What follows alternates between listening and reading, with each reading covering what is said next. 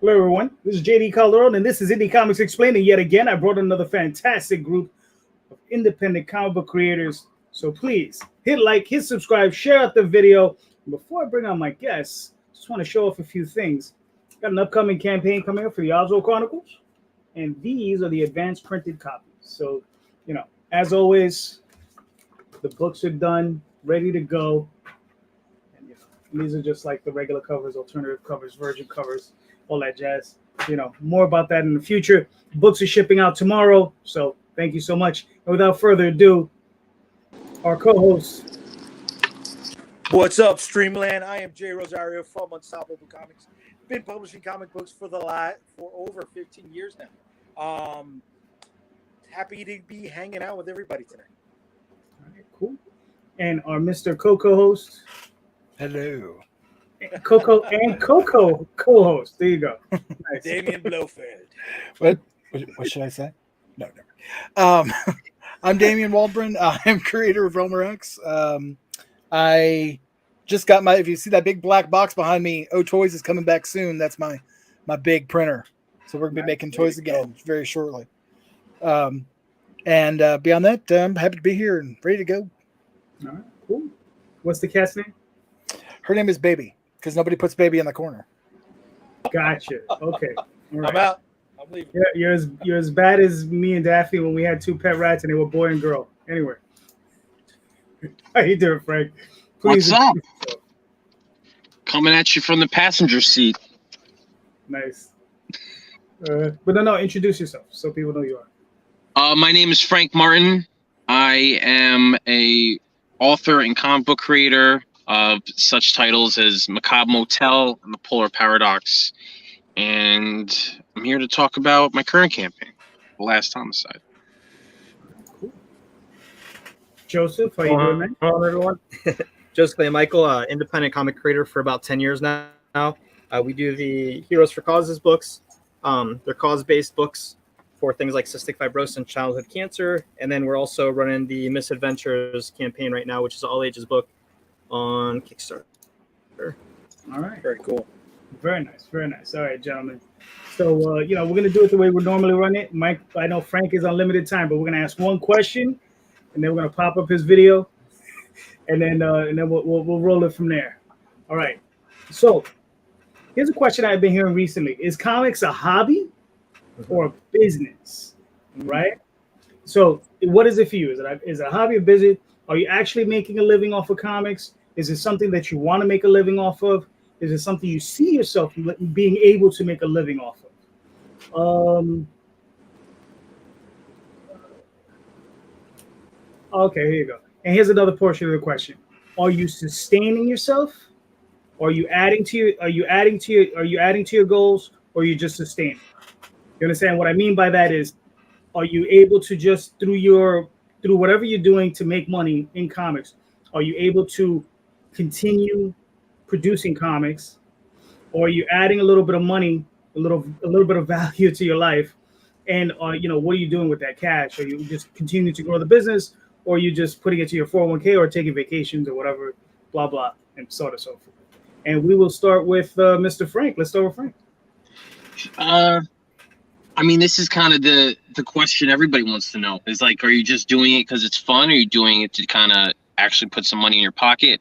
And I'm going to say both. And I know that they're contrary ideas, but the thing is, I treat it like a business in some respects, and in other respects, I treat it like a hobby. For instance, I'm keeping spreadsheets of everything. I try to break even on every project. I think I'm at the point where they're funding themselves, and I have a little left over to put in a future project.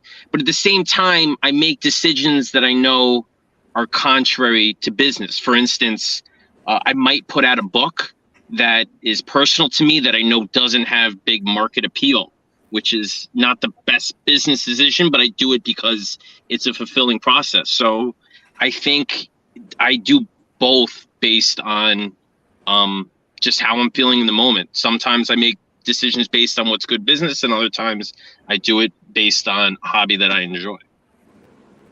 Cool. Joseph, how are you handling? This is a question of a lifetime. It's like what Frank said is you have to be very disciplined with your approach. You have to run it as a business if you ever want to be profitable. I mean, I think the bar that's set for indie guys is if you can break even, you're successful in indie comics. Just with all the costs. Someone just posted something about going to a con, and some people are asking if he had a good con. By the time you pay table and travel and everything, you got to peddle thousands of dollars worth of indie comics because you got costs involved, you got production costs, things like that. And a lot of people are like, they don't factor that. They're like, oh, I did $600 at the con, but they spent $400 in printing the books. So I think it's a little more complicated than people make it out to be, and it's a little more difficult. I mean, if you can make it as a business, making money in indie comics, you could probably take your hustle and your multiply that in you name it, whatever kind of industry. So it's probably one of the harder industries to be profitable at because all of our stuff is independent IP.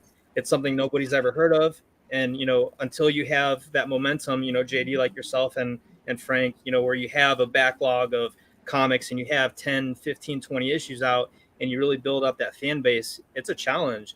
And it takes 10, 15 years to get to that point where you can actually get stuff out on a regular basis where you can maintain your, like you said, JD, your fan base, and then you can continue to grow. So every next campaign you do a little more until you're profitable, and then you can roll that into building out your business.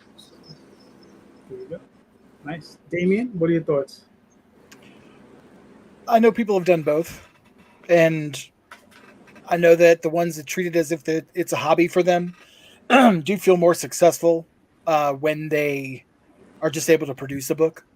They're not looking at it as a money-making venture, so that isn't on the chart. But I think if you're looking to do this long-term, you got to factor in money at some point. So you have to treat it like a business to some degree, even if you are a hobbyist at it.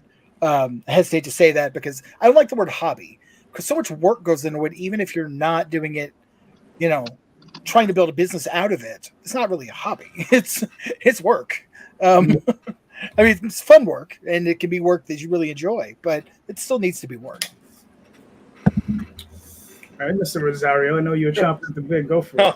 No, everybody here is saying really great stuff. All that I agree with. Joseph, I agree with a lot of things you said there. Building up the catalog. I used to say it supplements my income, right? But it's not like I'm out here in a Maserati, living in a mansion or anything like that. But I do get to go away to conventions with the wife, treat it as a travel expense. We get to go someplace we never saw before. When it comes to conventions, are you always going to make, boku bucks coming out the con when you factor in all the expenses? No, but what are your other goals when it comes to conventions, right? And for me, it's how many people can I get signed up to the newsletter so that way I don't have to come around to this town again for another year and they're still purchasing from me throughout the course of the year, right? So it's a lot of hats you got to wear, man. So you got into it because it was a hobby. We all got into it because it was a hobby. That can't be denied. But you do your best to try not to lose your shirt, right? Like Frank says, you got to treat it also like a business. You got to learn how to do all these different things because if not, you're going to be bleeding money out of every pore of your body, and then you can't make any more books, right? Mm-hmm. But having a catalog is going to help you. I'm at a point where I'm not losing money like that anymore. I'm not losing tons of money. Let me rephrase that. But it's like Joseph said, if I was taking everything I learned and applied this to anything else, man, I'd be killing it. You know what I mean? I'd have Maserati, a chain of a restaurant somewhere. But I wouldn't be having as much fun as Damion has said. We're meeting new people doing this. We're bringing our ideas out there. So if we were smarter, we wouldn't be doing this at all. But there's half ignorance, half knucklehead involved in wanting to self-publish. Yeah. Listen, for myself, I started off as a business. I was incorporated in the whole 9 yards when I was like 18 years old when I started. And I took it seriously. The only problem was I was 18 years old.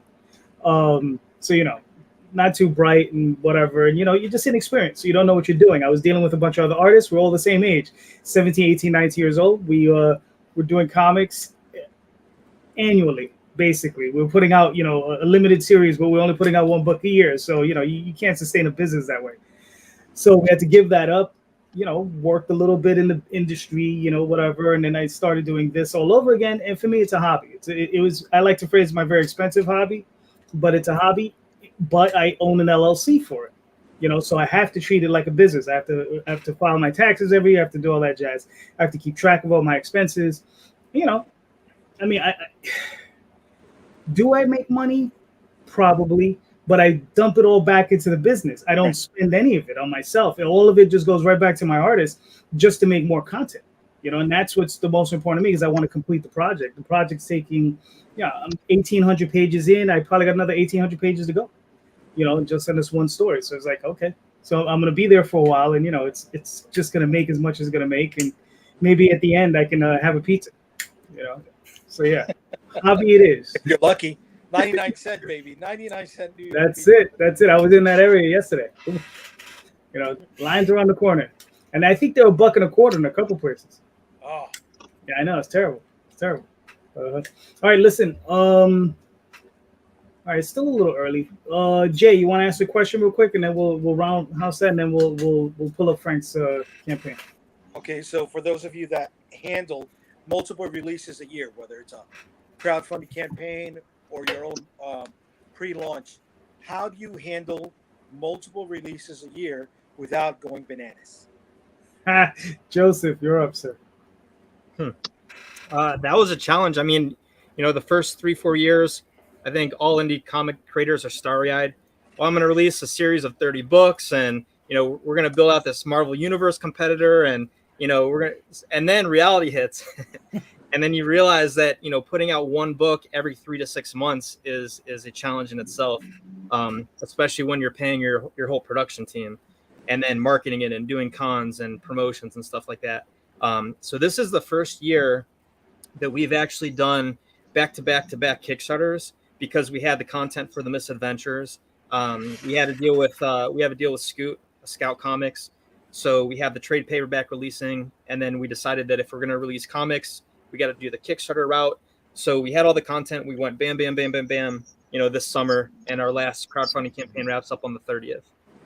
So I think that's one thing I learned from mentors in indie comics, and from my own experience, is you got to have that content ready to go. Because if you don't, and people have to wait a year for issue 2 and a year for issue 3, you lose that momentum, you lose that fan base and that readership. And I can't tell you where our original readers were from 10 years ago, because they probably lost track of the things that we were doing just because the gap in between was so long. So, but yeah, going bananas is part of it. Launching campaigns back to back, but having the content in your pocket is helpful. So, all right, cool. Frank, you made it back. I never left. My phone decided not to cooperate for a minute. I think 2 things. Number one, I don't focus on long series. I focus on mainly one-shots or 2-parters, which allows me to have a lot of stuff in production at once. It's not like I have one artist that's holed up that needs to do 5 books and he can't get to the second issue until he's finished the first, So having a lot of concurrent stuff allows me to put out a lot of stuff. And also, I work on stuff far in advance. Like, I build out Kickstarter campaigns 6 to 8 months in advance sometimes. I have artists with deadlines that are like way in the future. So that allows me to kind of de-stress, that I don't feel like I'm under the gun to get all this stuff done. And I'm just prepared for a campaign way before it launches. So I think that allows me to organize and handle it without going crazy. Cool. Damion, any thoughts? This isn't a question for me, because I just want to do one book. No, but I had a plan of having 4 issues done by the end of the year, and that plan has been pushed to January, just for various life things. So, and that's just 4 issues of one book. So that's where I'm at. I personally couldn't have another one on my plate unless I had another team of people doing it, and then we could touch base and work together. But that's how I'd have to go. Gotcha. All right. Well, I like to do as many as I can in a year as possible. So I'm up to 3, and I'm looking to get at least 3 more in this year. I started off slow this year, but for me, it's just about look. I put out a campaign. I have a backlog of material. That's probably the one good. I'm old, so I've been working at this a long time, so I have a big backlog. I've been financing and backing this thing forever. So whatever money I make, I put it right back into the project. I put out a campaign. It funds. I send it to print. I pack it and ship it within a week of me getting the stuff, and then I launch within another week. And that's my plan, and that's how I continue, and that's how I go. And to be honest with you, as long as the work is done, I find it to be not very stressful. I think the most stressful thing for me is maybe promoting it. But as long as the books are done and I know I can get it to the printer and the printer can get me the books in a timely fashion, which he always does, and I can ship them out in a timely fashion, stress really isn't even a factor, So that's the one good thing because everything is finished already. So it's just like, okay, so we can just keep it rolling, Okay. All right. Good. What you got, Mr. Rosario? Oh, I go bananas all the fucking time. I'm surprised I still have hair. I got 3 books in the pipeline in different stages of development, and I'm sitting on a trade to buy me time if one of those aren't ready to go. I've got that means I got four campaigns ready to rock, with hopefully getting the 4th one launched by February. But shit happens, and unlike Joseph, I don't have consecutive stuff ready, right? Unlike Frank, I don't have one-shots or 2-parters, right? All my stuff are a 4-part miniseries because I build for the trade. That's where I turn around and I start to make a couple extra bucks. That's where I buy some financial cushion room is when I get that trade out. But other than that, I'm looking for answers. I'm not over here trying to say I know what we're doing. I'm feeling this out as much as anybody else is. All right, cool. Let's. This is Frank. So Frank, what do we have? Well, actually, before we even start, do you want me to play the video first? He dropped out. You lost. Okay. Play that video. Play it, baby. Hold on. Let me come back in, maybe. What's the name of the book? I'll play the video.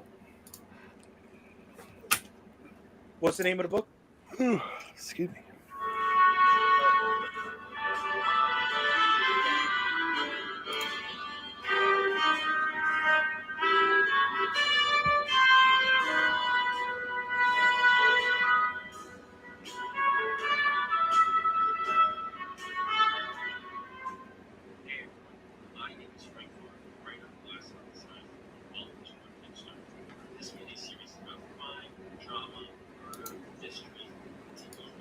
Old school hard-boiled detective stories, a genre that's classic and we hope to do justice. The Last Homicide follows the detective on the verge of retirement as he and his partner seek to solve the murder of a mob boss's son. But with gang tensions rising, they have to find the killer before the city erupts into all-out war. This campaign is for the complete Last Homicide story. We have several covers available as well as a deluxe edition that contains both parts 1 and 2 in a single book. If you're into old school pulp mysteries, then this is right up your alley. Thanks for taking a look, and we hope you enjoy the Last Homicide. Nice, quick. See, I like that, nice and short. Yeah, It's good. Typically follow the same formula for all of them. They're about a minute and a half or so, sometimes a minute. Mm-hmm. No, good job.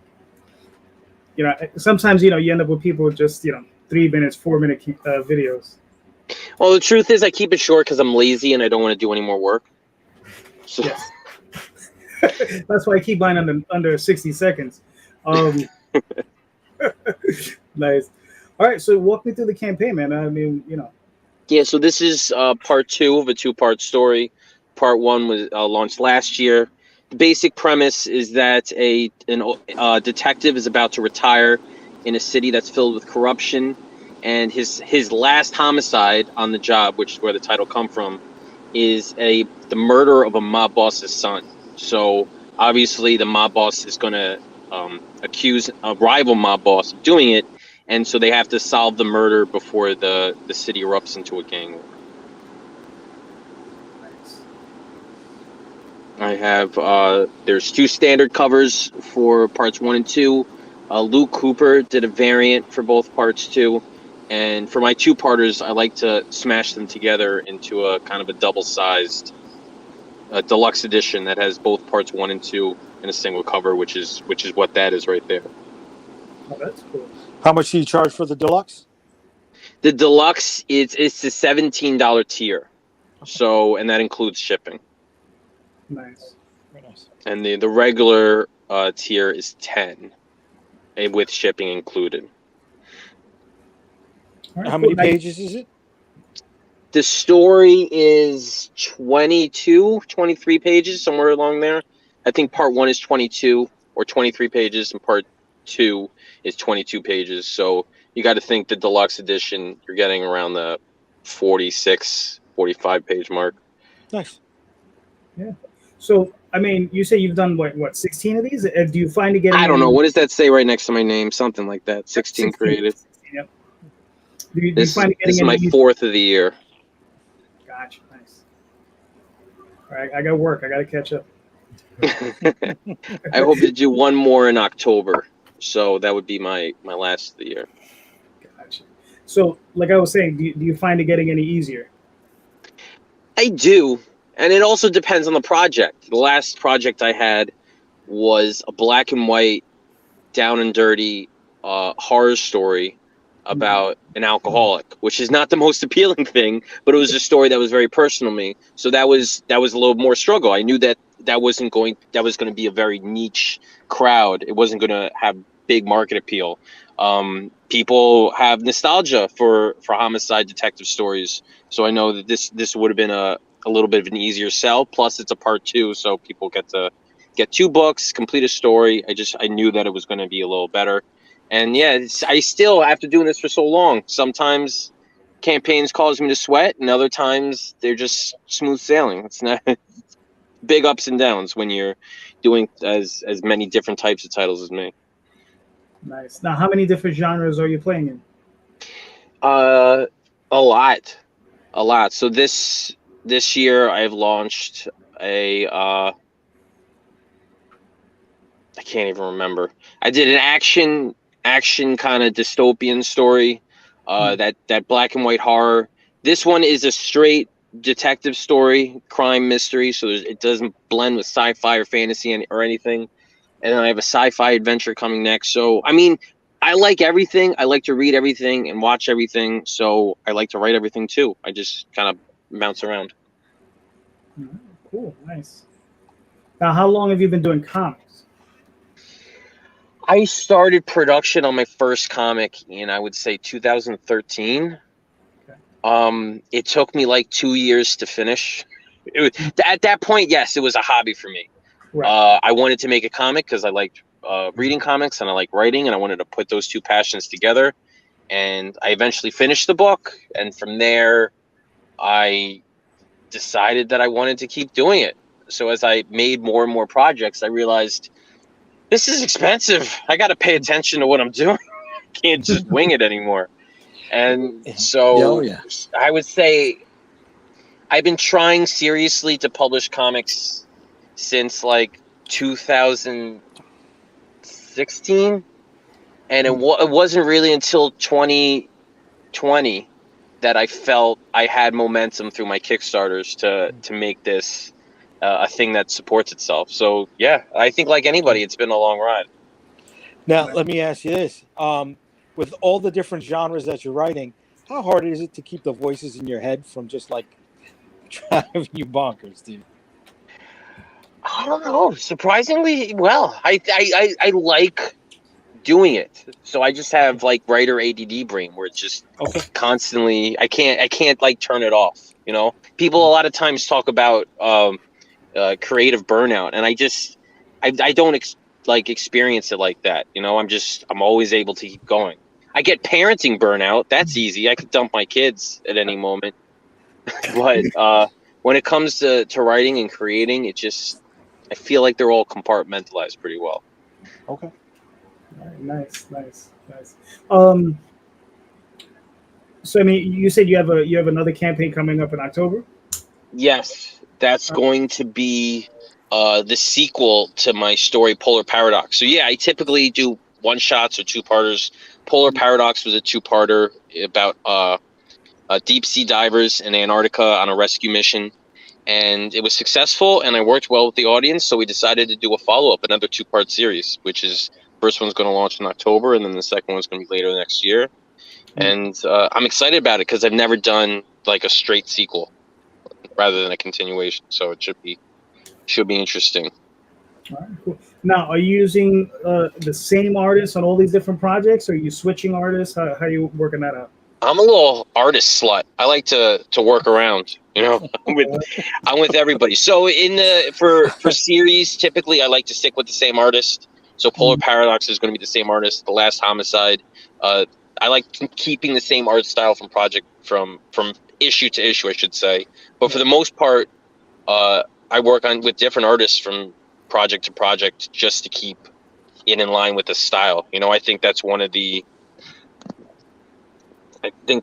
biggest things about comics is you got to make sure that the art fits the story. Otherwise, it's an uphill battle. Right. Gotcha. Now, where are you finding your artists? Frank, you still there? Yeah. We lose him? We lose him? Yeah, we kind of lost him. All right. No. All right. Well, anyway, I mean, the project looks fantastic. So please go back to the project. It looks great. Is he funded? Yeah, he's actually, yeah. Okay, good. Let me go back. Oh, there he is. Did you hear me? No. Talk about social media being a black hole? Yes. Oh, okay. No, but it's great. The internet's great for networking. So I don't know how people did it before. Oh yeah, that's true. Conventions. Yeah. Conventions. And running up to somebody's table like Oliver Twist saying, "May I have some more? Can you check out my book? Can I talk to you about my story?" You know what I mean? And having more than half of them, you know, shoo you away. Get away from me, kid.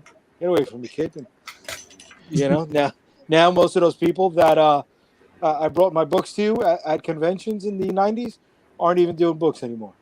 So yeah, people come and go, definitely. Yeah. In this game. Yeah. But sometimes you just need friends who go to an art school, and then you can get in that way. That's how I found all my people initially. All right, JD, thanks for having me on. This video is killing my battery on the phone, so it's about to die anyway. All right. Take care, guys, Frank. it's been brief, but thanks for chatting with me. No problem. Thank you, Frank. We'll talk to you soon, bro. Bye. Take care. Bye.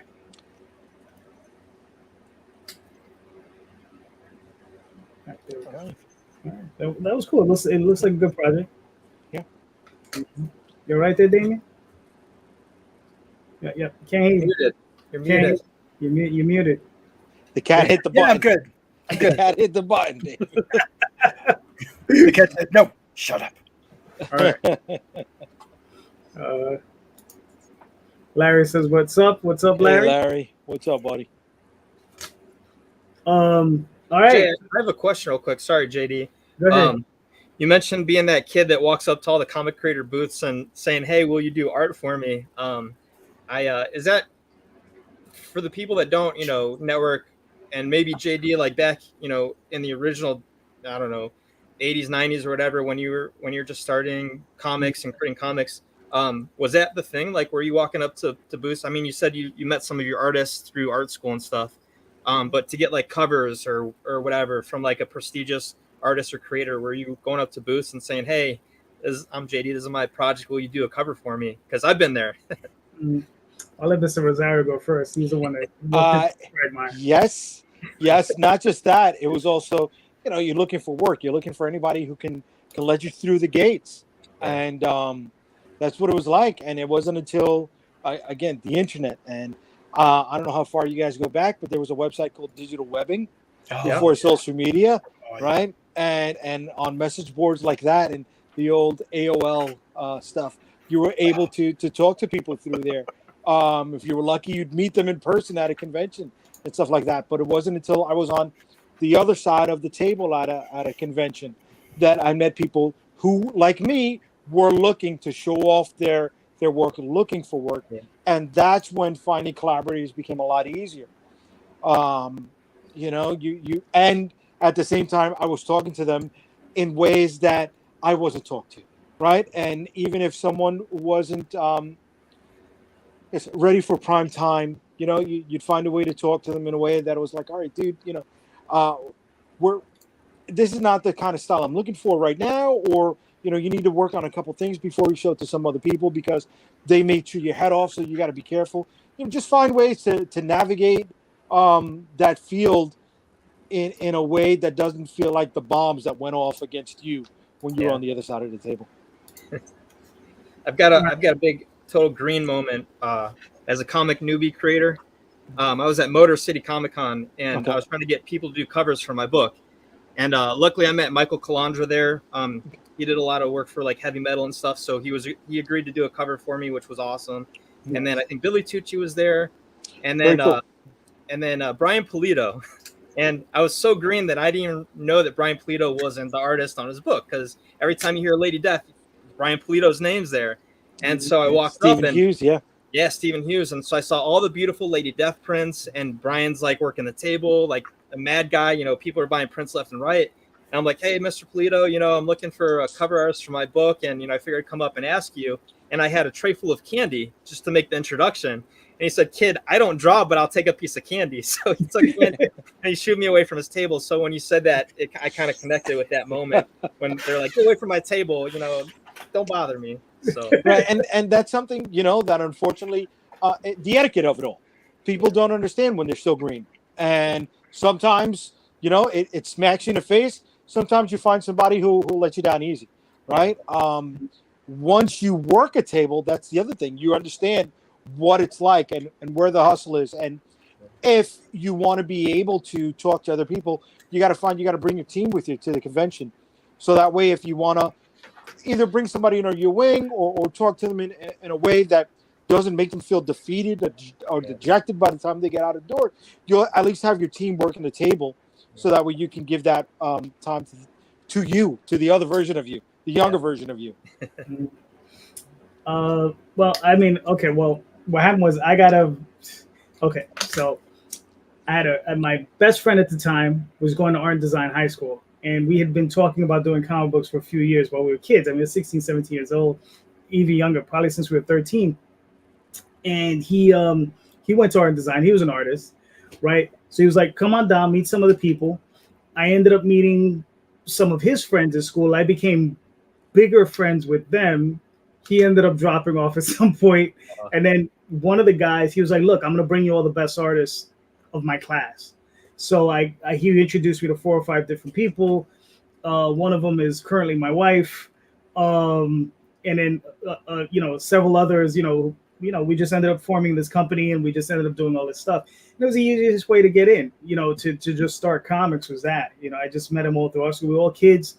We were all partners. We're just all goofy, man. It was just one of those things, because it wasn't a thing about money. We were just doing comics, but we did it for a few years, and it was pretty good, I mean, but yeah, if you can get in with some people that are young, hungry, making you 50-50 partner, so then that way, whatever monies you make, you make, and you just split it. Like we would go to the shows, we knew how much we spent on the books, we would set that aside, and then whatever was left over, all right, half yours is half mine, and that's it.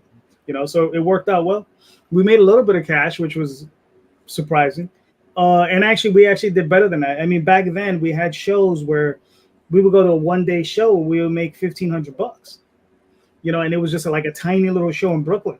And we would do like multiples of these so we're actually doing okay, for a bunch of, knuckleheads, because that's what we were. Jeez, crazy.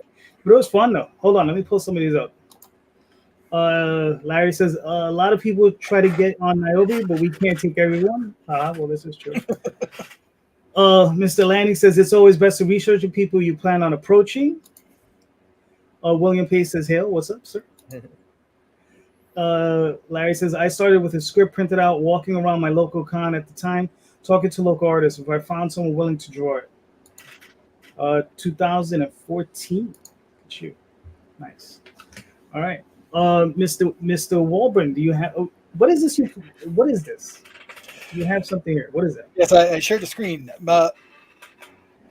I've seen a lot of people discussing AI art lately. And that is what comes up from Midjourney if you put in Talking Comics on a Sunday night with JD Calderon. That's hilarious. Oh, you gotta send me. I'll send you that afterwards. Yeah. Good You banner. can That's do- good show banner background. It is, and you can do some pretty cool stuff with it. Now I'm an artist. You guys are writers predominantly. I'm the artist. I'm the one that should be scared by this, but I'm really not, because I've played with it and I've seen it and I've seen what it can do. So as writers, what do you think about this? The AI art. That's the different programs that are coming out. Midjourney is like, I think, the best one at this point. But what do you guys think? Interesting. All right, Joseph, you're the guest, so you go first. So, it's a good question. It's like the battle between, do I want a physical copy of a comic or a digital copy of a comic? And it's that separation of the traditional way of doing it versus the new way. And before it was get out the artboard, blue line and draw pencils and ink and then color, lay down letters. And now we have digital art. And so is this the next evolution of digital art? And are they going to be able to do something where you could have it in sequential art form where it makes sense panel to panel? Or is that just something that needs to be interpreted by, an artist like yourself, Damion? It's a good question. Me personally, I like it. I like what it can do as far as composition and giving things a new spin. Like you can actually put some of these, you can put your actual art in, throw in the JPEG, and it'll generate something brand new that looks like you drew it. So there's already a comic. I can't remember the name, but there's already a comic that's coming out. I think it's free, really, if you go to their website. But you can that they made with Midjourney. Yeah, I just ordered a copy. I'll get it when it comes out. But it's it's in the latest previews. But Jay, what do you think? I'm not familiar enough with it to even answer it. It's literally within the last 3 weeks, bro. Yeah, what is it? Give me a little bit more insight on this. The website everybody's been talking about is Midjourney, Okay. midjourney.com.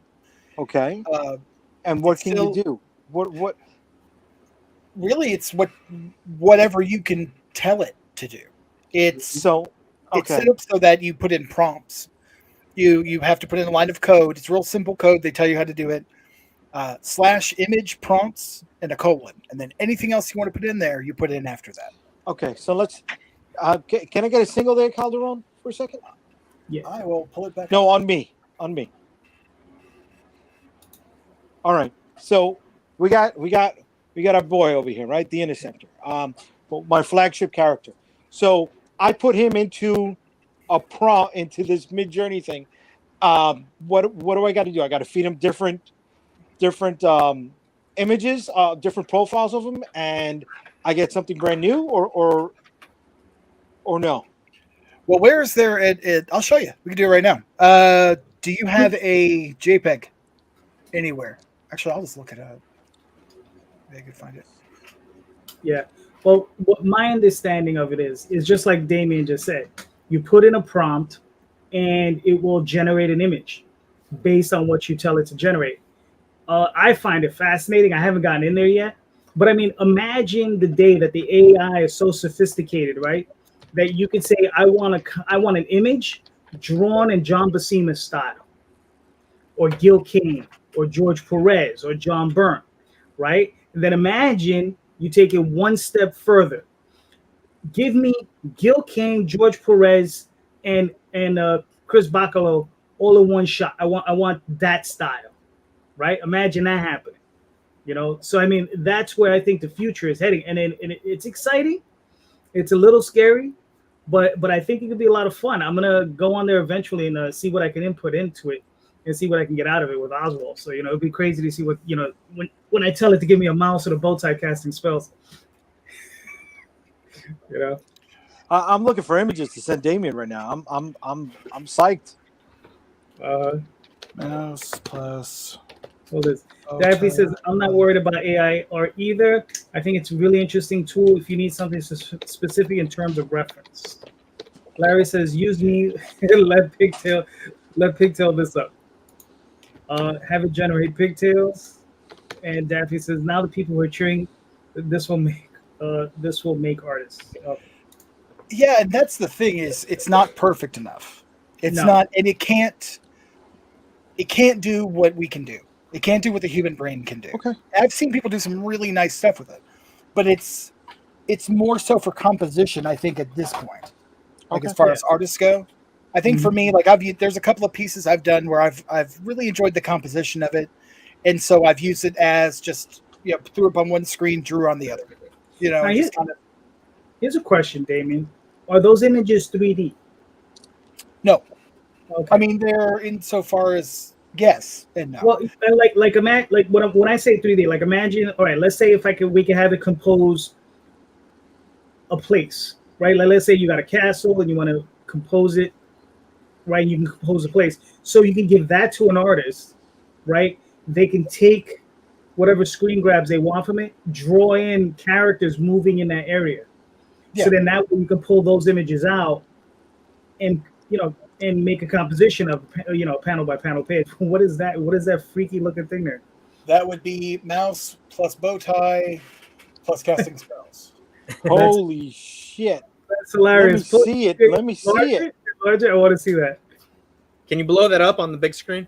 Yeah, I'm gonna try. And it gives you like a 4-shot. Trust me, the prompts are hard to figure out. Once you get them, it gives you usually a 4-shot, and then you can pick which ones you want, and then build variations off that.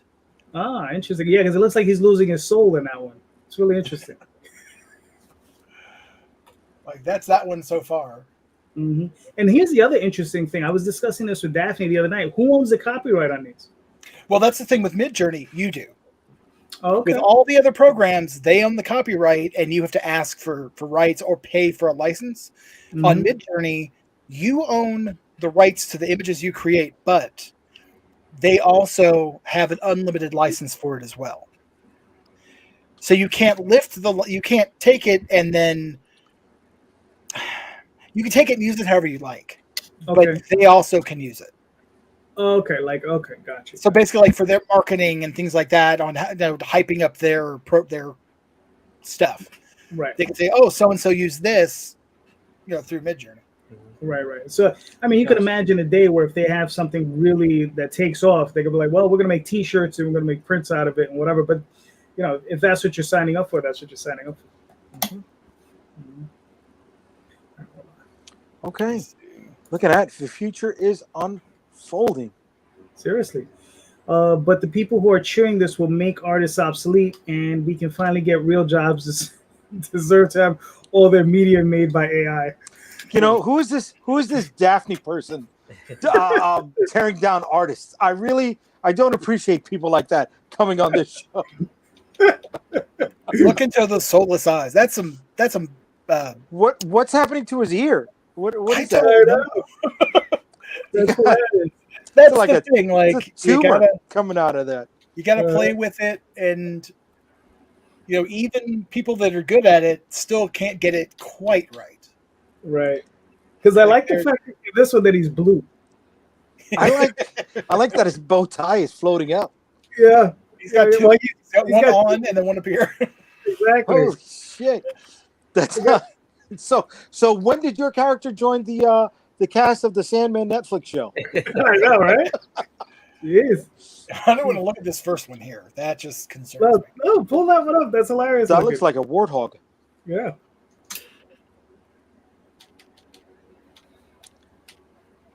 Oh yeah, no, he's hurting right there. That's cool. This one though, but if you look at the black and white one, can I scroll it? Will it let me?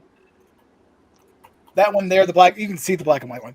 That would be a good composition, for someone to take that knows how to draw and Right. draw from. It'd be a really neat kind of like, he's casting a little orb, some sort of orb spell or something.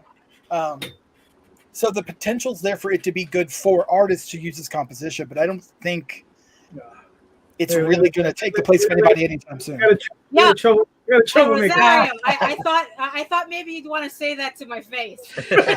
Yeah, you come in here and you're downplaying artists. That we don't need that. We don't need that. I'm downplaying the AI. The AI is not an artist. Every douche that's coming out of the woodwork saying that, oh, we can finally, they don't have to pay us anymore and we can finally get real jobs. They can fuck off and have everything done by Marvel and AI. I mean, looking at this, I still see limitations, but oh no, absolutely. I mean, a ton of limitations. The thing is, though, but the thing that I haven't tried it out myself yet. Okay. But if you're looking for really, really specific reference, it's like those stock photos, that they can only do so much. Right. But it's like if you really want to, if you're looking for something really specific, I think that this has a lot of potential for that. Because I've seen some artists, they do a prompt and then they use that as their reference, I guess, to kind of do the painting or whatever they're doing the way they need to. I see another benefit for a writer, for a storyteller who can't visualize the next step, who maybe has writer's block or something like that. Right. And just for argument's sake, something as simple as character A stuck in the corridor, right? You type in whatever prompts that Damion is saying, and maybe you can visualize something that can help you navigate the next part of the story. Right. So, for reference building, like Damion is saying, I see a ton of benefits. Yeah, but here's the funny thing, though, that someone did. I saw somebody bring up is that if you notice, well, especially in these examples that I'm seeing, if you notice, the AI has a problem with hands and limbs. Okay. Yeah. Well, for example. Yeah. There's a number of artists who haven't been able to draw hands and feet. Right, exactly. Well, that's where the phrase, it costs an arm and a leg comes from. It's painters charging extra to paint hands and feet. Oh, that's why we have bust shots. Yeah, okay. So exactly. All that's extra. Hands are extra. But the thing is, honestly, it's like, you see, the thing is, though, is that I've seen a whole bunch of people trying to do comics with this AI.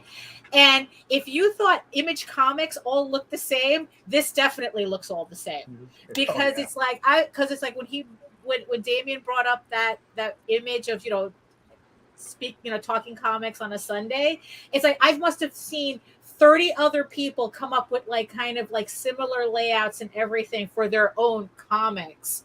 So it's like, we're going to see a boom of all this dreamy sameness for a while until people finally realize, hey, you know what? Human artists actually put a little bit more personality into their work. Well, the thing is also how well does it follow instructions? If I tell it, give me a 3/4 worm's eye, right, with a forced perspective of an arm, right, with this, and I have an image of a character, and I say, with this character, how well will it be able to interpret that? It depends on how it interprets your prompts. I mean, it's like, put in a prompt that's very hand heavy, that you want to hand, like I don't know, put in a prompt for a Kirby hand. Or something. See, but all right, now check. Okay, can you go back to that image for a second, Calderon? Right, I'm looking at this, and I don't know how many people have Disney Plus and have seen Star Wars Visions, where it's different interpretations from different creators of the original property, right? So let's say Calderon's doing an annual, and he just wants people's different interpretations of his piece. I'm looking at this, right, and I'm like, okay. You know what? Let's say that the bow tie is his energy signature, right? And let's do a 2 or 3 page sequence of him fighting off whatever type of magical creature. And as he's casting magic, into different panels, you have the bow tie blown up, as energy signature behind them. Whatever. Going back to what I said earlier, this can inspire creators, writers to take in a different approach on their property, or if they're stuck on something. And as long as it's used that way, I agree. But when Okay. it comes to being a replacement for an actual artist, Right, is when yeah. you get real. Oh yeah, definitely. Yeah. Which is, yeah, it's like you're gonna have, because because also that was another conversation that I saw too, that what you're gonna be. Oh, by the way, see, I don't think Comics Blast ever went past the development phase. Yeah. I think that was just like a test video that they put out to see if there was any type of reaction, and yo boy, they got a reaction. But the thing is, though, is that I think that, you know, I think conceptually it's, you know, the idea is interesting, but yeah, you're going to have like small and mid-level companies using these as a way to not hire artists. Look at it. There is not one normal hand in the bunch. Right. Those look But like if you're Tim antlers. Burton, you're And- rolling with this. Oh, and that's, you know, and speaking of mid-level companies, that's another thing that you're going to start seeing now. All of a sudden, you're going to see book covers that all have this shit on it. Yes. That's gonna kill me. That's where you're going to really see this shine. It's going to be like all book publishers. Remember that big transition from painted covers to all of these Photoshop clip art covers because the intern can put it together cheaper than an actual illustrator? Now you're going to start seeing this. You're going to start seeing shit like that with Dune on it, and then that's going to be the book cover for like another 20 years. I'll buy it. It looks like a worm. It'll work. Exactly. You know, it's like that's where you're going to see this. Companies are going to use this as just another step to not have to. They don't even want to hire the intern anymore. They don't even want to pay the intern. You know, it's like the editor's cousin that needed a job. They don't even want to pay him anymore. All right. Let me ask another question. Right. And this is analytical thinking over here. I see a lot of people defending the artist. Yes, they want the job. They're working towards it. This is their craft. Not knocking that at all. All right, but you're gonna power through it. Right, but let me throw this scenario in there. Right, Joseph, myself, Calderon. Right, we are not even those mid-level publishers. Right, we're below mid-level publishers, and we have a very minuscule budget. All right, so let's say we're at the end of a campaign, and you got 2 or 3 days left, right, and you've already hit all the stretch goals you had planned, right? But you've surpassed it by another 1,000, and you want to push a little more. But all the people that you know, all the freelancers that are within your network, don't have the time to kick something out for you within the next day and a half, or you don't have enough in your budget to put something together. What is it? Is it wrong Jesus Christ. for somebody to put something there? Well, And is it wrong for something to utilize this? There you go. If they're in the 11th hour of their campaign and they want to reward those that have been supporting them. Right. Okay. But here's the thing, though. That's assuming that your audience is just going to accept any piece of AI shit instead of some actual artist. Okay, you're not going to do You're not going to do every piece of AI shit. But I saw hot dog fingers right there. Yeah. And we just saw a movie. I just saw a movie a few weeks back called Everything All at Once, where they had hot dog fingers. So if I'm that person and my budget has been exhausted, hey, we're hitting it with this. Well, I think that the novelty that there is going to be an initial. No, I'm not saying that it's evil, but what it is that there's going to be an initial novelty, right? Yes. But then what's going to happen is that people who aren't, mush addled brain, just whatever. Mm-hmm. It's like they're gonna like, wait a minute. It's like, no, there's specific things about specific artists that I like. And it's like, and this AI is not it.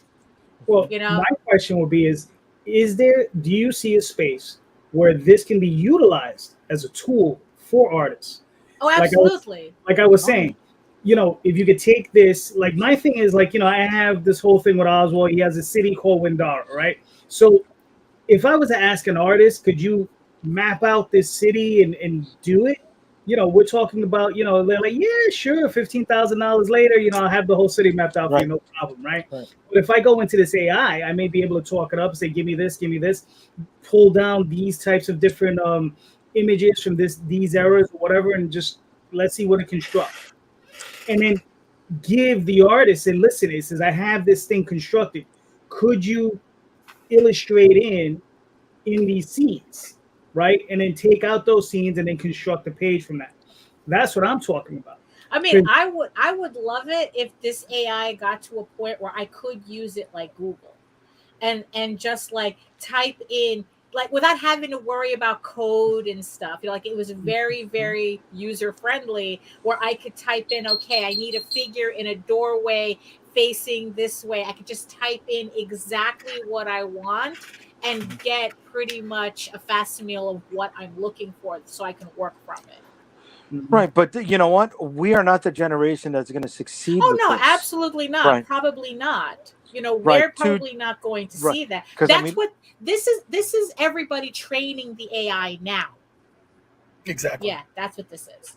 Yeah. Yes, just like the kids who grew up in YouTube are the ones excelling right now in TikTok, right? So Right. they're going to take what they learned from this, and on the next platform, that future generation, 2 or 3 years, generations down the road, they're going to be using this as a foundation for what they're going to be producing in the future. Right.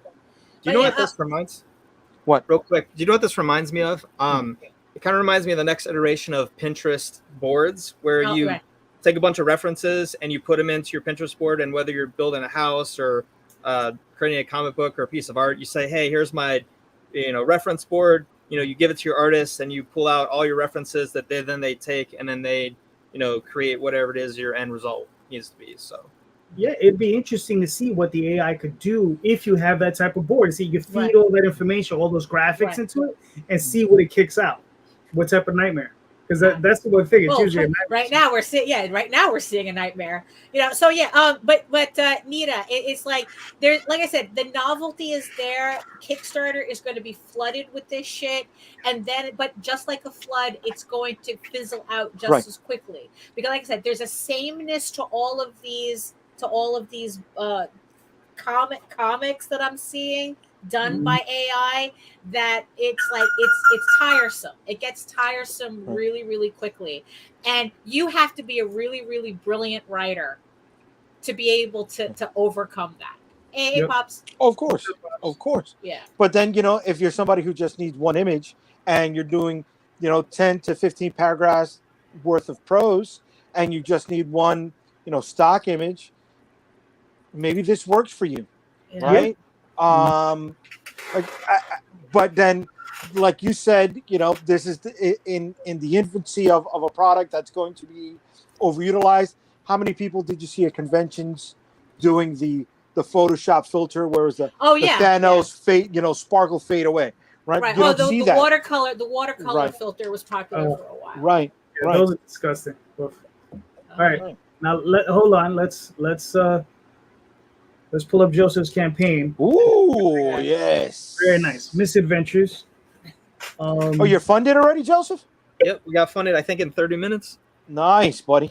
We did I know we were talking a little bit earlier, but we had to do lightning rounds. So we did 14-day campaigns starting in June, July, and then this one is our last 2 issues, because we were trying to hit a publisher deadline so they can get our books solicited for the trade in the spring. Okay. Now, how's that been working out doing the 14-day campaigns? It's good, I guess. I mean, like, we talked about earlier, you have to build that momentum. You have to build that base crowd, and, your supporters and stuff like that. So until you get that, it's kind of tough. But since we ran kind of back-to-back campaigns, nobody really had to wait for their comic to come out. We got them out as within 14 to 30 days. We were shipping comics from the campaign, and they knew that the next one was going to be running the following month. So it kind of had a progression, and then this is the full series. So anybody that missed out on the first 2 issues can get the full series on this Kickstarter. But yeah, we just we had a little bit of momentum. It would have been nicer to have a little bit longer of a timeline, like Frank said, having 6 to 8 months out, being able to run promotions up to the release. But our time frame was kind of shortened. So I mean, have you done longer campaigns before?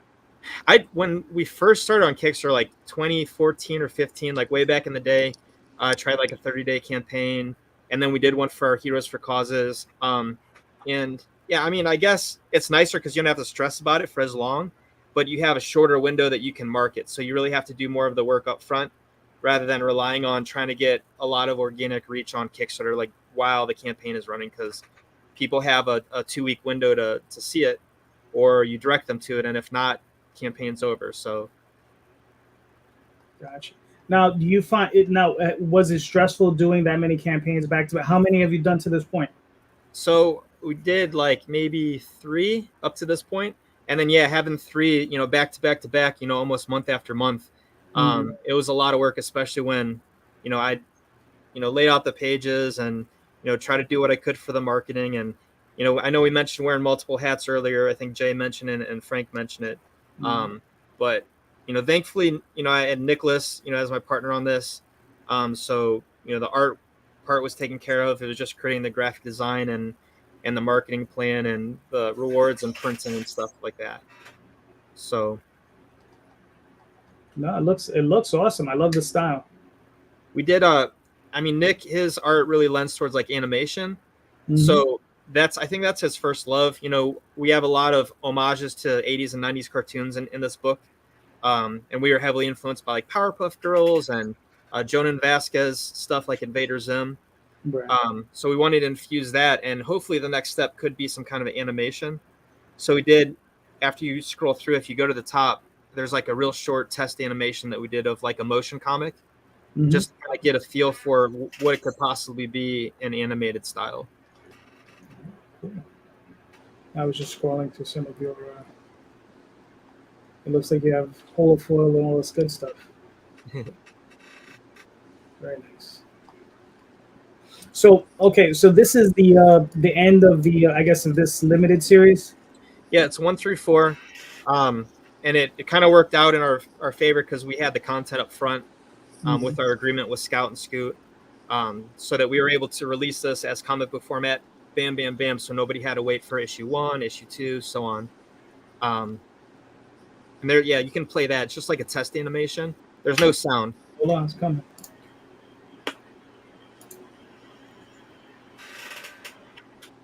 So just kind of like a motion comic with some movement of the characters and bubbles and things.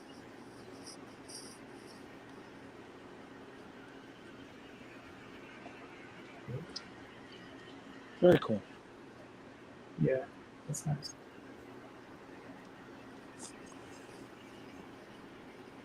Now this would be neat if AI could do this. It could take a comic. Oh, hell yeah. That's going to be a while. Yeah. That would be fun.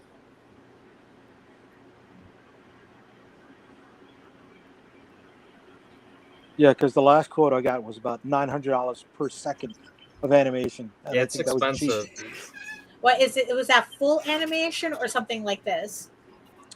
At this point, I don't even remember. It was somebody from Fox Latino. Oh, Yeah. so probably that might be full animation. Yeah. I'd hope. Then I was on earlier with Randy Zimmerman, and he had Scott Rosema and John, I forget his last name. Celestri? Celestri. Yeah, and they were both have animation backgrounds. Yep. So I was kind of asking them, like, what would it take to take this being kind of like a comic book that's done in an animated style and making that step to animation, because that's really where we want to see it go. And I know Nicholas would love doing the storyboarding and stuff like that for the book, but that's kind of what we had envisioned when we did this book to begin with. And they said, there, like you said, Daphne, there's a lot of steps to do 1 second of animation. There's how many frames? 30 frames. So 24 to 30, yeah. Yeah, so like you said, Jay, you got a quote for $800 or whatever for 1 second, so that's 30 frames of art, which is a lot of art. So I mean, maybe some kind of AI tool can come on board that can kind of help the artist so that the amount the of gaps.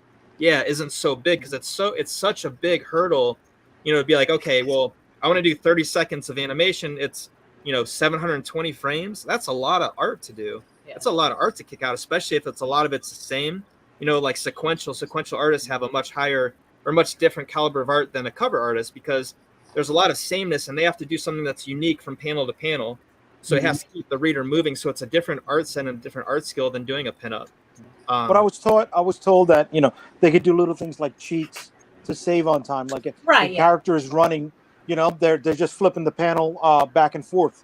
Yeah. Right? I mean, 'Cause you got the actually- left and right movements. If you can mind me a shameless plug here. So on Thursdays is another show that we have on the Indie Comic Network here that we're streaming through as well. We have a show What kind of stuff is this, Calderon? What kind of Animation. show are you We have running? a show called Hung on Animation, where it's Mike Jimmy, where he's actually animating his comic himself. Oh, very cool. And he's using, I think, Clip Studio Paint to do it. I'm sorry. Oh, what nice. What is it? Eclipse? Well, maybe Clip- if you weren't Studio streaming Paint. over me, you would have heard what I said. I stopped before you said clips. I stopped it. I'm out of here. I'm done with this. Clip Studio Paint. Sorry, cliff or clip? Clip. Clip. Clips. CLIP. Yes. It used to be known as it used to go by the name Manga Studio. I'm So it's drinking. clips. I'm drinking here, lady. I'm drinking. Clip Studio Paint, you goof.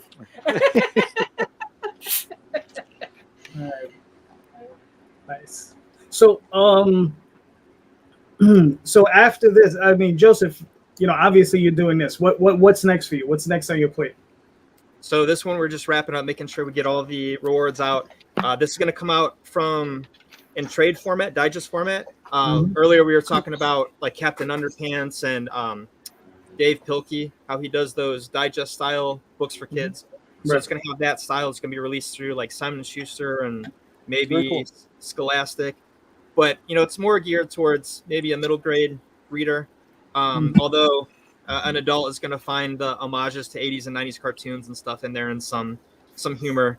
But so we got that. And then also we have the Heroes for Causes thing that we do with charities and causes for things like cystic fibrosis, childhood cancer, and children's diabetes. So that one's ongoing. This one we're going to wrap up with issue 4, and then depending on demand and response to the trade, and then if we can kind of get some kind of board game deal or an animation deal, I think that'll be the next evolution for the Misadventurers. Way to go, man. It looks good, man. I wish you luck with it. Thank you. Really. Absolutely.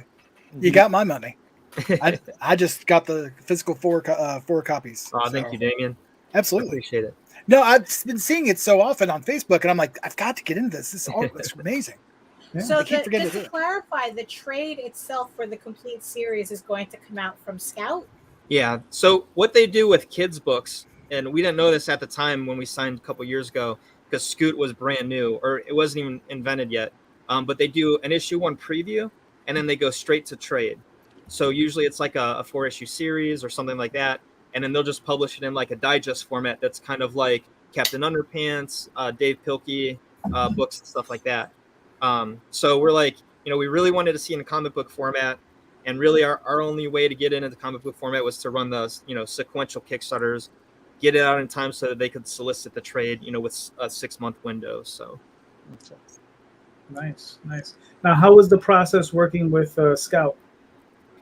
yeah, it's been good. The guys are great. You know, I'm looking forward to getting out to some of the conventions now that hopefully the pandemic is in, you know, our rearview mirror, and just kind of hanging out, selling some other Scout books, you know, meeting other creators, and then meeting the fans. That was always fun, you know, doing this back in 2014 through 19. You know, just going out and meeting fans, having kids sit down and reading the book and say, laughing, or, you know, just their reactions priceless. So where are you located, Joseph? What's that? Where are you located? In Ohio. Okay. Yep. Yeah. Okay, so you did C2E2 with this? I did or no? C2E2, not with this. No. Okay. This kind of started in 2019, and we just wrapped up basically in 2020, 2021. So I haven't been to a convention with this. It was more of my independent stuff. Gotcha. But yeah, I'd love to get this book in the hands of kids, just get live reactions, giggles, laughs. I mean, you know, kind of see how it lands with your target audience. I think that's, you know, we were talking about hobby versus business earlier. And Right. I think, you know, that's the true passion part of it. The hobby part of it is just, you know, having people enjoy the story. And earlier on the show that we did earlier this morning, you know, we were talking about funnies from Fawcett Comics back in the 50s and 60s and 70s and the Marvel family. and how the villains were just, over the top, goofy, campy, zany villains. Like a worm that was a mind control worm or something like that. So that's kind of the approach that we did with the Misadventures. We have rockin' redwood trees, and we have abominable snow babies and robo divas. We just kind of over the top, wanted to go goofy and campy like Powerpuff Girls style with the whole series. So let me ask Joseph, when you finally get this in trade and Scout is at San Diego or Scout is at New York Comic Con, are you going to be with them at the convention at the Scout booth, or are you going to have your own table setting up the other stuff besides this book as well? Yeah, I guess how, maybe the bigger shows, because we were talking earlier, you got to pay table, you got to pay travel, you got to pay hotel, food, all that other stuff. So, maybe if they have a big Scoot show and they have, a bunch of copies of the trade, I'll just go up and show up as a creator at the Scout booth. And that'd be nice, since now pandemic hopefully is in the rearview mirror, to get out and just do a table, like Frank said, with the different genres that I write and the different books I published in the past, now that I actually have some kind of a backlog. Nice. Yeah, this looks awesome, man. Thank you. Yeah. Well, you've already... cool. And you got another 9 days, so you're good. So you started this campaign 5 days ago? Yeah, we launched on a Tuesday, I think. Okay. And Nita's been helping out with some promotions, so thank you so much for that. And suggested that I contact you, JD. So thanks for having me on the show. But yeah, I guess knowing we kind of found out last minute about the whole comic situation, and if we wanted comics, we had to release them on our own. So this was like, get it in, get it out before our 6-month window, which comes up in September. So I think we'll get in there just perfectly. We'll get the comics out. Then I can say, hey, I have, physical copies of my comics. And Jay, like you said, if I do a show without Scooter Scout, I'll have my own books with me to promote. So, way to go! Yeah, that looks awesome. Hold on, Nita got a bunch of stuff here. You mentioned her name and she can't help but fill.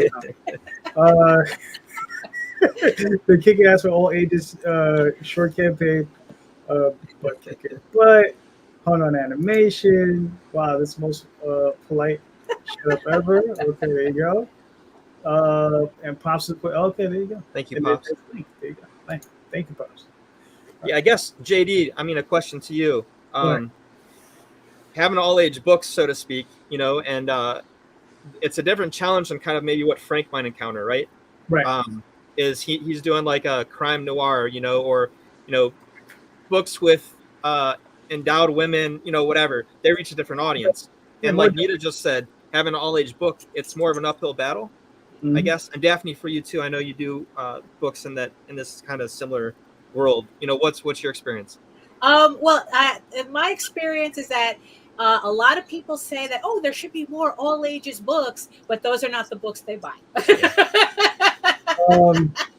What's funny is, for me, is like my book isn't really all ages. It's mine's it's more probably like a YA and up. So it's probably like if the kid can read or look at Lord of the Rings. Yeah. Right. The movies, the Jackson films, then it's fine for them. They'll be able to look at it and enjoy it. But sometimes, it's not, the some of the subjects get a little heady, but I've had, kids as young as 8 years old, they come back, they love it, so that's one good thing about the Oswald Chronicles and even Tall Tales. They come back and they always enjoy it. And, but we have parents asking us a lot of questions first. Yeah, sometimes we do have parents asking us some questions. And I always tell the parents the same thing. I was like, read it first. You sit down and read it first and decide whether or not it's good for your child. Because I don't like just giving them a blanket answer and then they go in there and say, oh, what was this? This is, and I'm like, there's nothing weird or strange in it, but, they might take objection to, I don't know, God knows what, they're eating chocolate after midnight. Who knows? So yeah, but the thing is though, is finding your audience. And that's the biggest thing. Is like, like you said, Dogman and Pilkey, God bless, bro. I hope you hit that same audience, because that is huge. That is huge. You can hit that audience. Woof.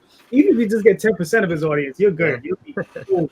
You see, I think that the biggest hurdle is that I think at conventions, like in person, it's easier to sell all ages material than it is on Kickstarter, where it's not the kids that have the credit card accounts. Right. Yeah. Because one of the things we're going through is, we asked a question last week, about, you have, a lot of covers, right? A lot of people, they do these adult-oriented covers. A lot of ladies, a lot of all about, or as we like to put it, titty books. Yeah. So, they're up there. To put it politely. It's the titty genre. Exactly. And Yeah. you said it, Daphne just said it a second ago. It's like, they want all the other stuff, but they're not buying the other stuff. Yeah. And when you acquiesce to those, I don't want to say demands, the ideas, right? And yes, you have a fully clothed woman because that's how they should be. And okay, I get it, but you know what? It's not going to sell copies. It's not. And even the person who recommended it, they're not going to buy it. Right? I remember people telling me, "Oh, you need to do ladies' t-shirts. You need to have t-shirts for women with the V-neck." Guess fucking what? They just sat there. All right? They just sat there. I ended up giving them away. And the very people that were like, "Oh, you need to have t-shirts for women," and that's a whole different setup cost, right? A ton of more fucking money, and the margin isn't there because that simple fucking V-neck cut on a t-shirt, right? A blank. The size difference. Yes.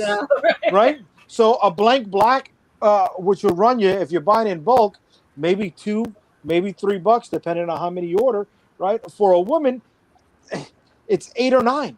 And it eats into you, right? So I understand the need to have all that other stuff. But like, I don't know who was it that said it, Calderon or Daphne, they're not the ones with the credit cards. They're not the ones buying the product, right? They love to give ideas, but you know what? It's not your money going into this. So until it's your money, right, backing my stuff, I'm not going to listen to you. Right, yeah. Here we go. Nita says, parents are too fucking lazy to take an interest in their kids these days. They'd rather just say, yes, Tiffany could read this book in 7. Pop says, yes, I had to have merch. 3 people bought something. Right, yeah, exactly. Yeah. Oh, give me dude shirts. There you go. Yep. Yep. So, all right, listen, I mean, we got 3 co-hosts. So, is Pop and Coco co-host? Please, what's your question for the panel? My question for the panel. Ooh, sexy. Let's see. So it's like, yeah. So in the end, it's like, so we're talking about, this whole thing with, like, how much do you listen to the audience, knowing that a lot of what they want is sus to begin with. And that's the thing. It's like, do you consider you're doing your work for you, or you're kind of like angling it towards an audience, even though you kind of, think it's like, no, this is for me, but. All right, let's So start is your work for you or for this audience you're trying to build? Nice. Damion, go for it. I want to say both, but probably for me. It's probably starts with me, and then if people like it, I hope they like it. But at the end of the day, I've realized that I want to be proud of what I've done, and I have a story I want to tell, and I think people will like it. Hope they do, but I'm going to do it regardless. So. Fair enough. Joseph, you're up. What you got? So I think this is the question of a lifetime for an artist, right? Do you sell out and do the easy stuff? Do you do furry stuff, or the stuff that pays the bills? I did the furry stuff anyway, but or maybe you love the furry stuff, so that, I guess it doesn't apply in that situation. But do you do erotica, or do you do the what you guys said, the titty covers? That it's the easy sale, or like you said, Damion, do you do something that is more close to your heart? And like Frank said earlier, he does some books that he knows has a very niche audience that maybe nobody might buy, but it's very personal to him. So I guess you got to find that balance as a creator, as an artist, and you got to be able to sleep well with yourself at the end of the night. So if it's something that you're passionate about and also pays the bills, I think that's a win-win situation. So for me personally, I think I try to do things that are personal to me, that matter. that might have a moral at the end of the story, anti-bullying, whatever. And you hope that the audience will find you. You try your best to get out there, get exposed to the audience. And Daphne, like you said, maybe the kids' books are an easier sell at a con because a parent can come up, you can tell them a little bit about the book. They can flip through. Yeah, this is respectable for my kid. I'm gonna go ahead and buy a couple books, but they don't have the credit card, so they're not making the decisions on Kickstarter. So, yeah.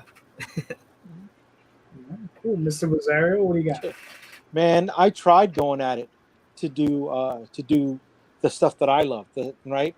To find the hole and fill it, because as a kid of Puerto Rican parents, growing up, there was only one Puerto Rican in comic books and another Spanish guy. You had White Tiger and you had Vibe, right? And White Tiger, well, you know what? I'm no historian. Yeah, exactly. I'm no historian, right? But I'm pretty sure tigers have nothing to do with the island of Puerto Rico, nor martial arts. So to go down that, and then when you go to Vibe, a breakdancing car thief, it doesn't really, put the best foot forward for a young man. Go from one end to the other. But then here I am, and I'm like, oh, all right. We'll base it in that, and we'll base it in Tainoan mythology, and we'll do this whole world build around it. And guess what? It's sold and guts, right? It's nice that I have it, right? And we put him in the team book, right? So he gets some widespread exposure by popping in other different cultures in there. But as an individual, it's not going to sell, because now you're selling to a niche of a niche within a niche, right? And you're limiting your audience. And when you limit your audience, you're limiting sales. Yeah. Trying to find that balance is the key. And maybe every once in a while, you need to do those titty books. Sorry, greater populace out there. You need to do those titty books to bring in the sales so you could pay the rest of the team to keep the other passion projects going. Yeah. Mm-hmm. Nice. I guess it's my turn. So yeah, mine is completely selfish. It's all for me. I do it for myself. I like I said, I do create it for myself, but I do like to share, right? And that's ultimately what it is. I try to create the best story I can to entertain myself, and then I like to share out that story. That's why the story is insane. So, like me, and hopefully people like those. But I have done titty books. I've done a lot of them. But that was way back in the day. I haven't done any recently, so we'll see what happens in the future with that. But yes. Well, recently, we'll see what happens. But I got a new project for you, JD. Listen, I'm game for just about anything. I mean, because here's the thing: we need to make money to fuel these projects, right? Like I have sitting on my desk, probably about 8 books similar to this one, right? That need to be transcribed. These are all handwritten stories, that I would write on the subway going to work for Oswald, and combined with the other stuff that I have, I probably have 1,600 pages that I need illustrated out, and that's just in black and white. I mean, I'm in the hole already. Probably, I don't even like to think about it.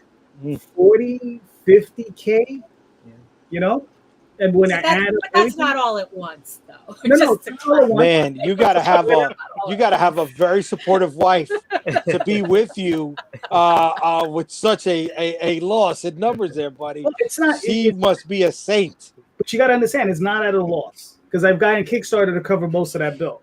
Probably about 95% of that bill is covered by Kickstarter and Indiegogo. So that's the thing, is like making that money. So that's why sometimes, like Rosario said, sometimes you got to go and sometimes do these things that you may not necessarily want to do. You got to work like a hooker on nickel night just to make sales, baby. You know what I'm saying? Just to bring that shit in. Yeah. and I have. So just saying. You've worked the pole, Rosario? No, baby, you got to. You got to, baby. You got to. Full Brazilian sometimes, okay? Full Brazilian. I'm a visual person. Stop. Hey, bring up that program, Damion. No props. Yeah. No props. No problem. Send it later. Yeah, Rosario on pole. There you go. There you go. Working for nickels. You know what? Make I it drizzle. eerily want to see that image. I want if it comes out right, I'll put that shit on a t-shirt. Hey, you were looking for a reward for your backers, right? For your next Kickstarter. There you go. You know, it's funny you're bringing that up. There's an underground piece of Robert Kirkman being hung on a tree and being teased by Bigfoot, something along those lines, right? He mentioned that as a joke on some podcast somewhere, and it has popped up in underground imagery since he's mentioned that. So fuck it, if it makes a dime, baby, let's go. Let's go. So how many printouts of it do you have? 17. But all right, Daphne, answer your own question. Well, okay, so what's funny is that I do the furries, I do the erotica, you know, and the thing is, it's like, and along with my comics, where it's like I thought that I could keep everything compartmentalized, but what I'm finding out, especially in these last couple of months, that no, you can't do that, at least not completely. So I'm actually launching a Kickstarter tomorrow for my trade paperback for my current book, Eagle Raven, Heir of the First Unicorn. Now, mind you, it's a mature audience's book already. But the thing is, though, is that, you know, it's like, yeah, it's more for violence and some, you know, sexy times later on. It's not something that's really part of the story now. But what I've been experimenting with in these past couple of weeks is using kind of more risque images to kind of hype up the book. And what me and Nita have been noticing is that those links are getting a lot of clicks. You know, so even though it's like, yeah, even though it's not necessarily the point of the book, yeah, it's really amazing when drawing a little cleavage on a character, how that improves the algorithm a bit for us. So the thing is, though, so the book is a passion project for me, but there's a certain reality I have to face in terms of that whole titty book thing that I kind of like am seeing whether I can take advantage of that without completely kind of going overboard with I guess, like, to the point where it looks like I'm misleading people. Yeah. You know, like, all the images that I've put out are technically canon, but you know, but at the same time, it's like, well, I'm showing them a lot earlier than I wanted to, but it's getting me the attention that I hope will pay off when I launch tomorrow. So yeah, it's kind of like, yes, it's a passion, but how much can I sell it out without going completely the opposite direction? You know? So it's an interesting experiment. So yes. All right, I got a question for everybody. Now here's something that, like, you know, I've been talking to a lot of people the last couple of weeks, and a lot of things about regrets. Right, you know, stuff. You know, you got 2020. You know, hindsight's 2020. You know, if I could take my adult brain now and put it in my 18-year-old body, you know, what would I have done differently, right? You know, so we will do that, play that weird game with ourselves, and it sucks ass, and because you really, all you're doing is just driving yourself insane, right? So, how about we flip it on its head, right? What are we working towards? What are we aspiring to? Like, what do we want to achieve? What are our goals? The good ones. You know what I mean? So yeah, that's my question. What are you aspiring for in comics? You know, I don't want to hear you want to buy a Maserati. Joseph, let's start with you, bro. That's a good question. I mean, when we did, you know, when I first started out, my first book was an anti-bullying theme, and we did set it in a zombie apocalyptic world. So I guess, you know, that's a big driver for me is doing some kind of good social good with the project. For Heroes for Causes, we do for childhood diabetes, we do for awareness for childhood cancer, for cystic fibrosis. And then I guess the Misadventures, talking earlier on the podcast today, it's just a feel-good book, so someone can pick it up. It's not a stressful or a dramatic book. They can get lost in the goofy, zany characters, and just by the end of the book, if you made someone smile, if you left that kind of impression, I think you did your job at the end of the day. So, I don't know. I guess that kind of sums it up for me. All right, cool, nice. I like it though. I mean, listen, man, the worst things to do in life than trying to make people smile. I remember I was at a convention and I was talking to somebody and I was just like talking to a friend. I said, well, like, in the end, I just want people to be happy. Yeah. Right. And the guy next to me leaned over and he says, that's a good thing to do. Yeah. And, never left me. I was like, okay. True. Mr. Damion, what do you got? Repeat the question one more time. Sorry, I'm thinking about 16 Right. things at the same time. Okay. What do I want to do in comics? Well, what are you consistently create books? Finish my story. I've had a story sitting in my head since I was 16 years old. I've been working on it for more years than I'm going to say. 30. We know. 30. We know. Well, I've been there. Jeffrey's been there.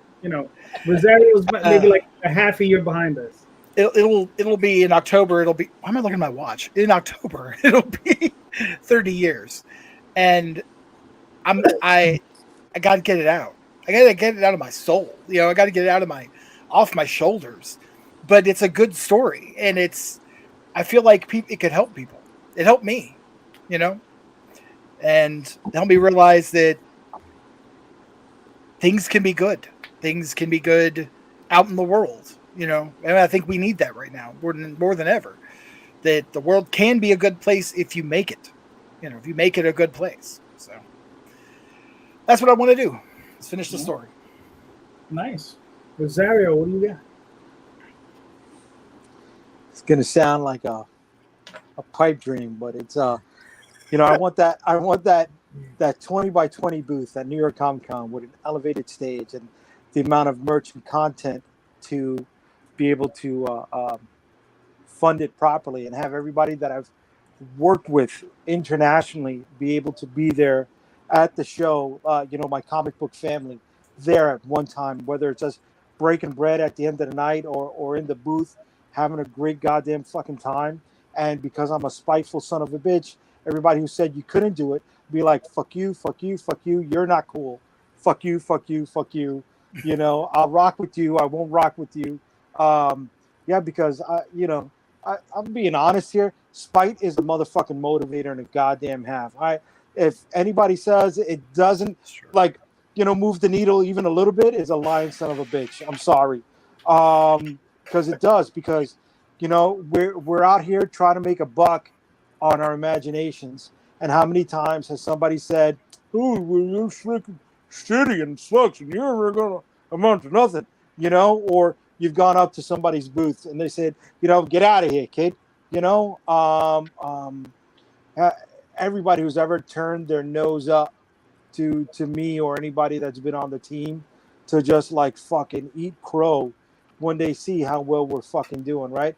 And all those other goddamn publishers who said we were fucking shit and we were garbage and would never make it past the second issue, right? Come to our booth and be like, "Oh, may I please? Can you see if you sign my book?" Or no, man, fuck you, because remember how you treated me way back when, right? That's what I'm achieving. That's what I want, right?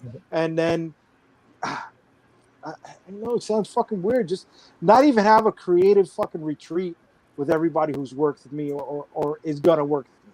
Just have everybody who's come to the fucking table at one point, who has done work with us for well under market value, to be there and be able to benefit from that moment that we all got into. Be like, you know what? I know you sweated it out with me doing this work at this point, but man, look at us here and look at where we're able to do, and look at, you got a couple extra fucking bucks in your pocket, and you're out there pouring yourself, like a hooker on nickel night, trying to sell your work You know, I want to pay my fucking team a goddamn honest wage. That's what I want to do, man, because I haven't been able to. You know, I don't even draw fucking money out of this, right? Everybody gets a couple bucks, and even though it's not top dollar, they get money. I don't. I got no problem throwing myself in a sword. I want to come to the point where I don't have to throw myself in a sword anymore. Does that answer it? Does that make any sense in any way? I gotta be honest, I enjoy watching you throw yourself on the sword. So. You know, and you were there with me, Calderon, at one point where we thought we were able to do that, and to have that fucking just, you know, Match from us. Yes. it's like, you son of a bitch. That's what you fucking took, dude. Yep. So, yeah, that's what I'm working towards. All right, cool. Let me go through a couple of these first. Ladies, it's not the telling of the secrets. It's who takes the advice and runs with There it. you go.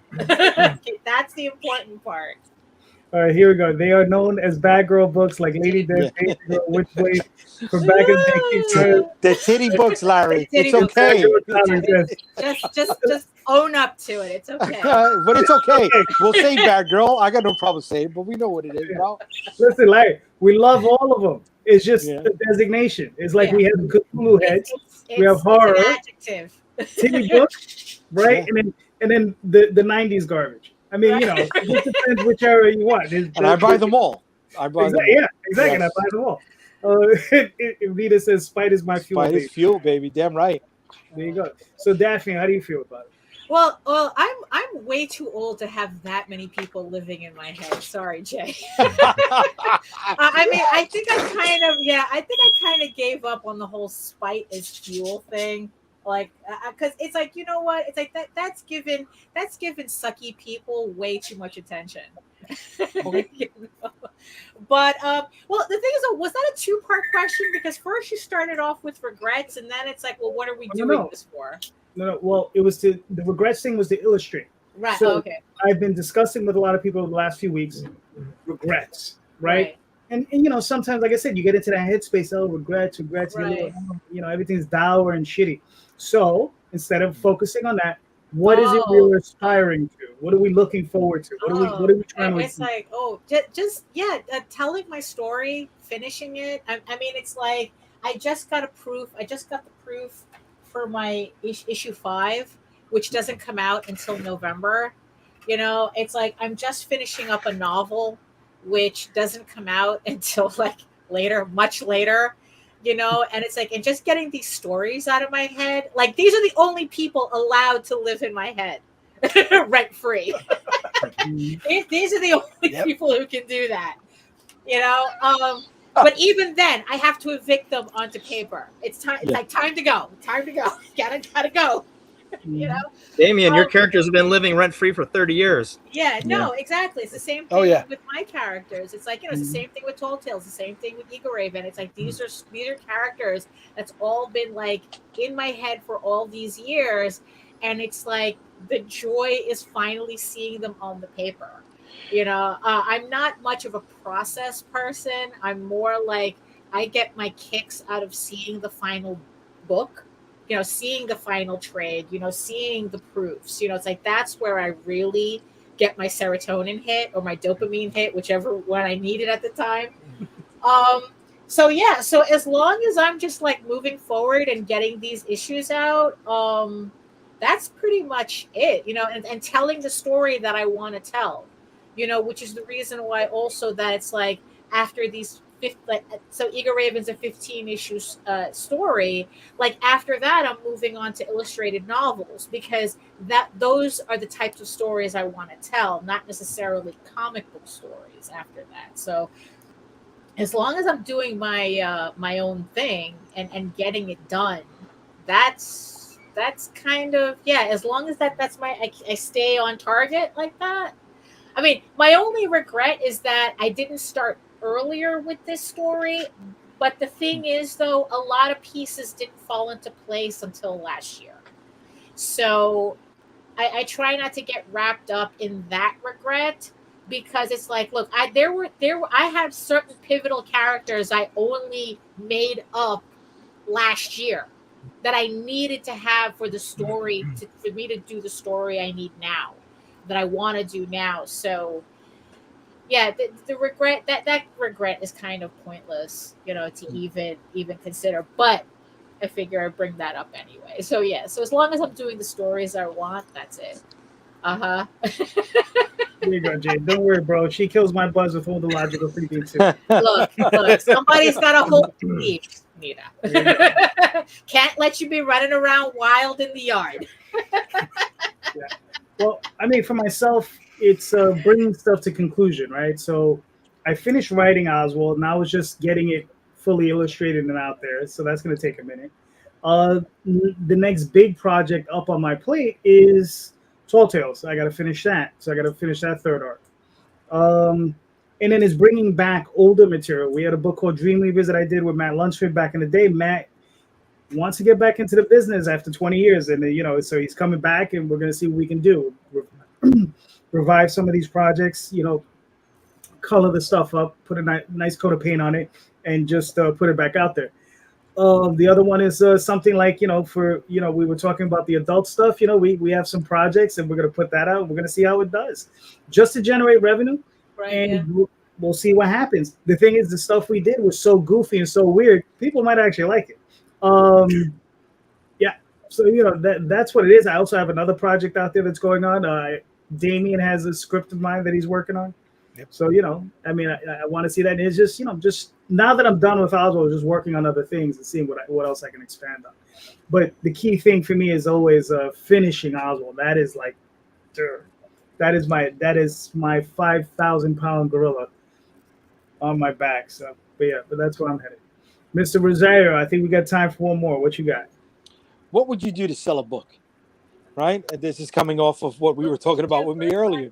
And I've seen people on crowdfunding campaigns do things as simple as, we get to 100 backers and I'll do 100 push-ups in 100 seconds kind of deal. I've seen, for $5,000, I'll hand deliver the book to your door and, we'll go out to dinner afterwards. I've seen it fulfilled. Be my special guest at New York Comic Con. So what would you do to sell your books? All right, Daphne, we'll start with you on this one. Oh, sure. Okay. Well, I mean, it's like if we're the serious answer is that if whatever trends we see in marketing makes sense to us, we will try it at least once. Okay, but is there a line you won't cross? Maybe that should be a better question. It's like, what short of actually, working a pole on nickel night? Yes. Gotta make that money, baby. I mean, it's like, if you're talking about like, I don't know, like, okay, all right. So what I would do, okay. So what would I incorporate? It's like, if for some reason doing this thing would gain me attention to my crowdfunding, I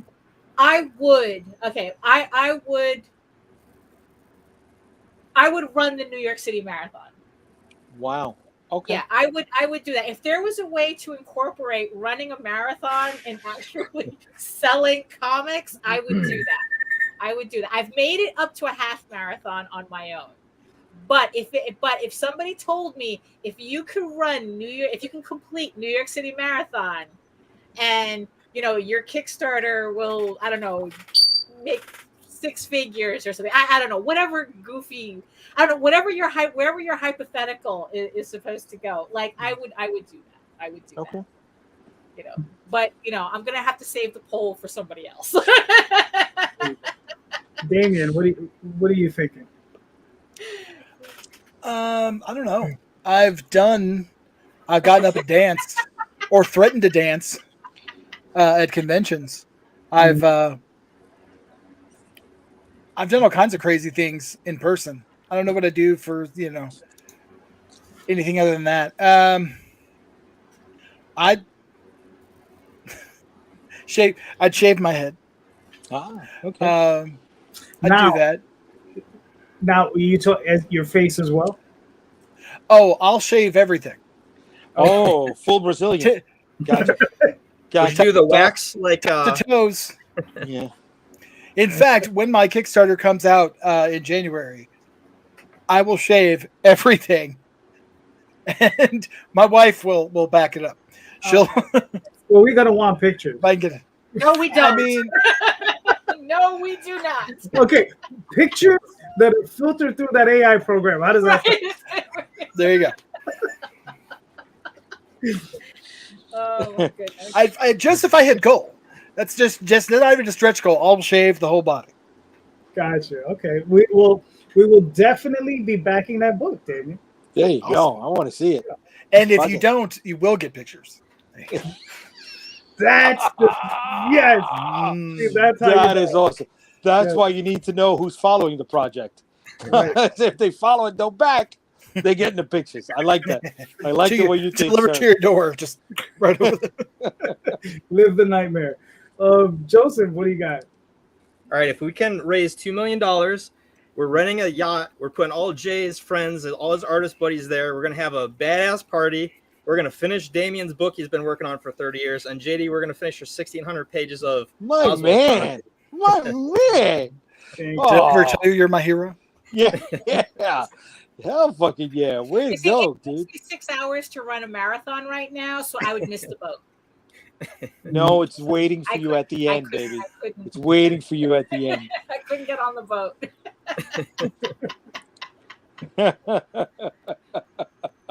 You guys got that one? It's an OMG, JD, dude. You're so blessed that you're not a woman, or these notifications should be dinging by now. There you go. There you go. Uh-huh. I don't know, man. I don't even know what I would be willing to do or not do. You know, because one, the price would be excessive, I know Jay wants to see one. Oh, Uh-huh. I'm telling you. but I don't think he has the $10 million or the $20 million to afford it. No, I don't. I don't. Exactly. You know, but I don't also want some random sheep who's out of his mind insane, be like, yeah, I'll pay for that. Fuck that. Let's go, baby. Abu Dhabi that ass. You know what I'm saying? So, you know, I can, you know what I probably would do, and here's something that I would do. I would, if I were to achieve a mid-level 5-figure campaign, I would be willing to go out with that person and get drunk that night. Whoa. Okay. Yeah, Okay. because I don't drink alcohol. That's big. That's big. Yeah. Yeah. I don't drink alcohol. I will be willing to go out and get drunk with you. I'll That's probably very strange. That's a very specific, very hyper specific. Well, you No, gotta- you were with QLES yesterday. I was with QLES yesterday, exactly. So So QLES would have to pay the money. exactly. My friend David QLES, fantastic artist, great dude. Right. I go hang out with him, and what does he do? He drags me to every IPB fucking bar, or, you know, IPA. beer. IPA. Oh, but see, IPA is not a beer. I'm sorry. I don't know. IPA is fucking. It's shitty fucking soda. Don't drink IPAs. Whatever. That's not a man beer. So Sorry. Whatever. We have no idea. Don't worry about it.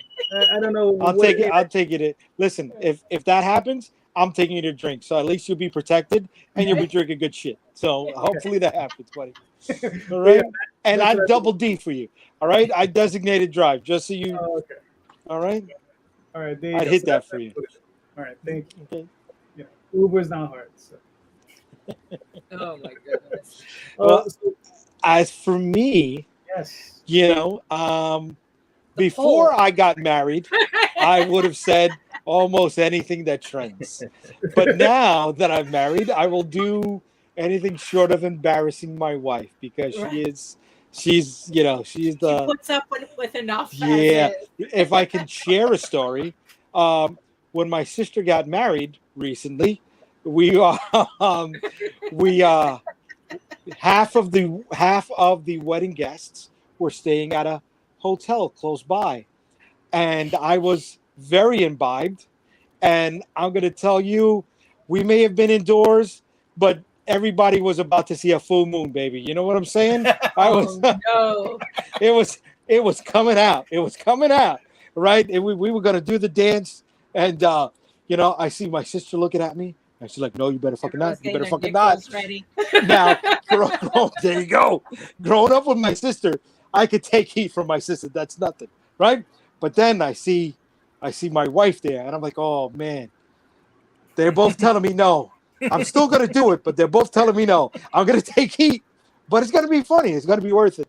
But then my mother came out, and that's like the trifecta of no. You know what I'm saying? Yep. Nobody was stripping that night. I was chastised by all three women in front of half of this wedding party in the after party of the wedding. So I'll do some stuff. I've been known to do some stuff. I can't say it on air, but I have done some There's stuff. OnlyFans involved. I mean, we might play on air, but okay. How much more could it be? How much more could there be? Oh, yeah, some crazy stuff. I got an image to uphold.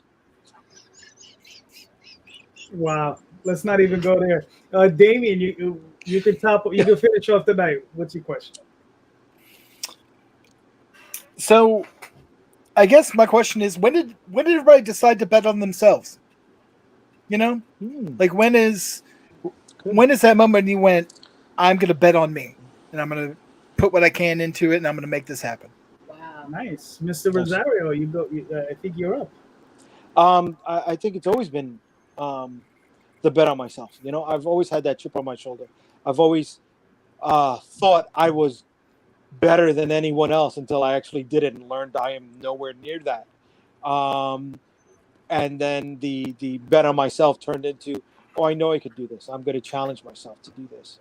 I can get to that place. But right from the beginning, it's always been better than myself.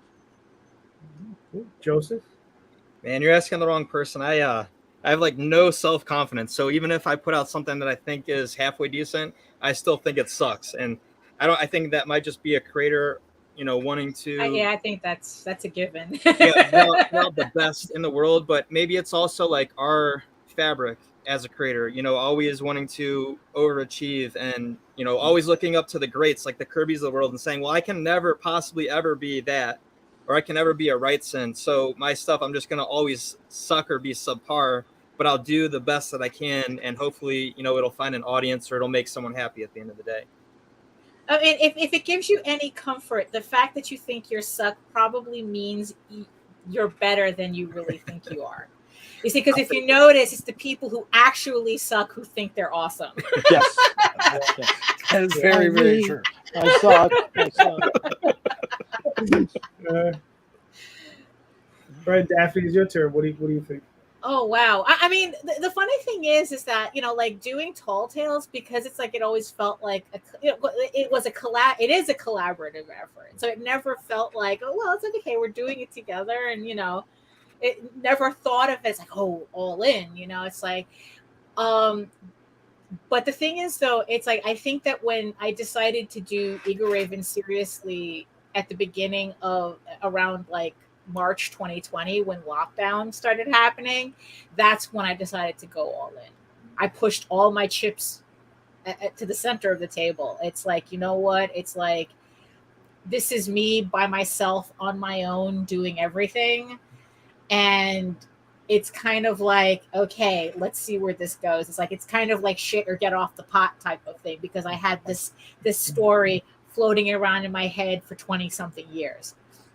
You know, so it's like there just came. So once lockdown happened, I don't know, just something in my head clicked, and it's like, okay, either do something with this story or let it go. And I wasn't going to let it go, so that wasn't an option. So I had to finally do it. Okay. You know, and like I said, I'm on my fifth issue, my fifth issue now. And, you know, it's like I have 6, 7, and 8 in the works right now. I mean, out of 15 issues, I have a novel almost finished. And it's like, I don't know what the odds are. You know, nobody tell me the odds. But I'm liking the way my hands are. You know, I like the hands that I'm getting right now. So, nice. Very nice. Yeah. Cool. Nita writes, if someone likes to check out my amazing book, My Blood Pressure Rises, I Brace Myself. So yeah, I mean, yeah, I mean, since the beginning, I don't even know, like, I don't ever remember a point of not backing myself. Yeah, that's true. I mean, like, I came out the gate, like, it was like I was, and I probably started, okay, I think I already told the story. It's like, comic book, the CBG, or Comics Buyer's Guide. Comic Buyer's Guide, right? I was getting that when I was a kid, when it was coming out. Saw that ad for Teenage Mutant Ninja Turtles issue number 2. Saw that graphic that went with it. I looked at that and I was like, I can do better than that. I can do better than that. And I've been chasing that fucker ever since. You know, I mean, they've only made like $1 bajillion, you know, good for them.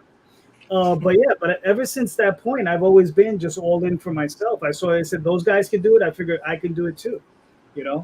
And yeah, just been doing comics ever since. I mean, it's like there was never even a thought, you know. Like I know, like CB Cebulski, the AIC over at Marvel, was my editor back in the day, and we have a good I've had a good relationship with him. We see him all the time at shows or whatever. Say what's up, blah blah blah.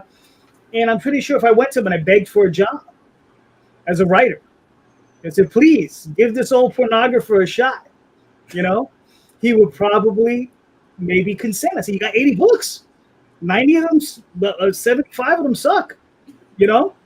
One more shitty one is not going to kill you. And they still need books to put in the drawer. Exactly. So, you know, you could have had one of those. Right. But I have no interest in it. You know, I have no interest in writing Spider-Man or Thor or whatever. I've spoken to Daphne. I think I've told Rosario. I have a couple of plots floating on my head. But it's that sort of stuff where it's just like, you know, I'm not going to pursue it. You know, it just doesn't interest me. What I want to do is, you know, get Oswald out there, get Tall Tales out there, get these other projects out there. That's the stuff that interests me. So it's always been a thing that, you know, like from the get, it's always been just, you know, just me. I just want to get out there and do it, you know. Damion, is your question answered?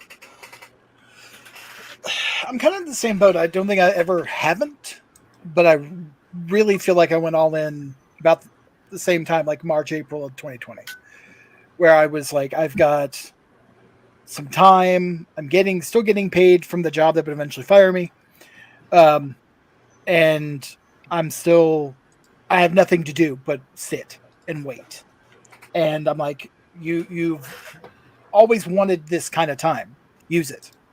And so I started getting everything together and finished a book, did a piece in Ben Dunn's Indie Wars.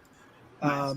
And since then have really just been trying to find the best way to tell the story that I have in my head. And I feel like I've gotten it now. And so that's where I'm at this point. So I feel like, and to her credit, my wife has put up with a lot of shit from me for the last 5 years. Starting and stopping. So, oh yeah, absolutely. Starting and stopping. And just every time, I'm like, okay, you'll be back to it soon. You know, just kind of been the voice of reason when I've tried to go too far down the rabbit hole. She always pulls me back. So having someone else there that also, you know, bet all in on me was half the battle to get me there. Which sounds weird, but you know what I mean. No, it doesn't. No, it doesn't. We all need that moral support, right? That's why we're here. We're here to support each other. Mm-hmm. Yeah. All right, nice. All right, cool. Well, listen, everybody. You know, great show. We made it to the 2-hour point. Very nice. Thanks so much for being here. Let's start with Mr. Joseph. He's our guest. We got they're like 9 co-hosts and just I had 2 people couldn't make it. You know, I hope you guys are feeling better, and I hope everything went well with you guys. They had issues, and I mean, I just hope everything's going well with them. Yeah. And they'll be able to come on sometime in the future. Joseph, thank you for being here. Awesome looking project. Looking forward to it. I will be picking up the trade, so I'll be getting it. Yeah, I'm a trade guy. Yeah. Rosario hates me for that. I keep trade waiting him, but you know, that's still goes like. Space is limited. Yes. at that point, you know. No, I just like reading the book in one shot. So that's really what it is. I just like reading the book in one shot. I don't like fumbling around with different books, but you know, that's me. But Joseph, please Let everybody know where they can find you and your work, sir. Find me at Joseph A. Michael on all the socials, and then on Kickstarter until August 30th, we have the Misadventures, and then I think until tonight at midnight, we're doing a free signed print for everybody that backs us over the weekend. So we're gonna throw this on top of whatever reward that you get. Very cool. Sweet. All right, very nice, very nice. Damion, where can they find you and your work, sir? You can find me pretty much anywhere that has social media, or you can just scan that. If you want to scan that real quick, that'll take you to my website, ruomniversal.com, and you'll get to see what I'm doing. And O-Toys is coming back. That behemoth is chugging behind me. So we're going to be getting some major toyage. Toyage? Is that a word? Toys. It is now. Going. It is now. Yes. We're going to get some major stuff going on. If Shakespeare can make up 1,600 words that we still use to this day, you can make up toyage. There you go. Nice. I feel vindicated. Thank you. Daphne, where can they find you and your work? Well, you can head on over to my main portfolio site at eagleworks.com, where you can find links to all of my galleries and social media sites, but I mostly post to Facebook. And you can also check me out on YouTube as well, where you can see my channel at Daphne Lage, L-A-G-E Art, and on the Indy Comics Network, where I will be launching Eagle Raven Air the First Unicorn, the trade paperback, Volume 1, tomorrow at 11 a.m. Eastern. So don't forget to check that out. You can also read the first 5 issues of Eagle Raven in its original black and white format at the website at eagleworks.com. But if you prefer your fantasy to be more of a Lord of the Rings type of adventure, and also see what this guy can do with a fantasy story, you can head on over to Tall Tales, Tails, online.com, and read the first 20 issues of Tall Tales for free. And hold on, if you can give me a second here. I just want to thank everybody who got me to 100 followers on the pre-launch page for Eagle Raven. So tomorrow we will be launching the campaign with a nice even number. So thank you everybody for clicking to notify me. There's still time to do that so that you don't miss out on the campaign when I launch it tomorrow, because we're going to have some exclusive goodies for the first limited amount of people who pledge, and also we're going to be doing a raffle in that first hour as well. So hit the notify me button so that you get notified when the second the campaign goes live tomorrow. So thank you very much. Jay, where can they find you and your work, sir? UnstoppableComics.com. All social media goes to Unstoppable Comics. All social media links can be found at UnstoppableComics.com. And right now you go to the website and you can pick up any one of our graphic novels free shipping. So you can pick up books like Storm Chasers, the Unstoppable Origins, which features origins of some of the characters, Dragon Storm, our flagship title, Shield of the Interceptor. Or if you pick up all of them, you want a little bit more, you can pick up the character guide, which gives you a little bit more detail of the heroes and villains that live within the universe of Unstoppable Comics. Nice. Okay, very nice. All right, well, my name's JD Calderon. You can find me here just about every Sunday. Not next Sunday, but the following Sunday, we will be back. And yeah, you can find me on the OswaldChronicles.com, TallTalesOnline.com, Facebook, Twitter, Instagram, all that stuff for the JD Calderon, Damion R. You can find me in all those different places. Thank you so much, Joseph. The project looks fantastic. I mean, like I said, really looking forward to getting it. Yeah. Guys, thank you so much for being here, and we'll talk to you all soon. And one little thing. We have urgent problems of our own. Let the lower creatures fend for themselves. Oh. Just a little randomness for the end of the night. There you go. Nice. Very nice. All right, guys.